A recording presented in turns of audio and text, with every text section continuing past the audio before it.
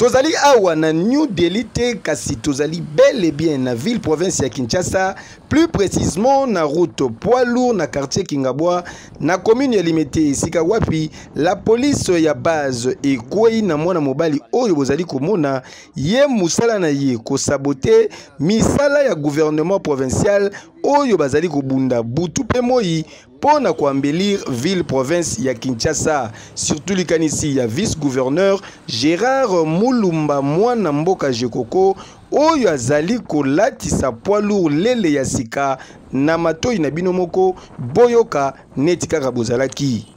Monsieur bomoni awa ye musala na ye kopikola kabiloko alingi propriété na ville te, alingi ko saboter ba œuvre ya gouvernement provincial. C'est ça, c'est monsieur ici. Donc alingi poids lourd ezala peto te. Il fait ça bopeto. Mais si ko pikola biloko na pourquoi?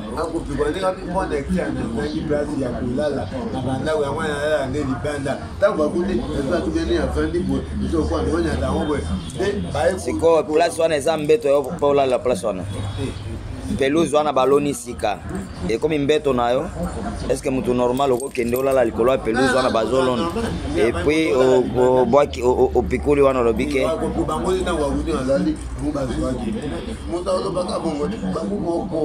ya solo baloba ennemi ya congolais c'est congolais kasi ata ko bosali nyonso oyo pamba bakonzi ya ville ya Kinshasa bakulemba te.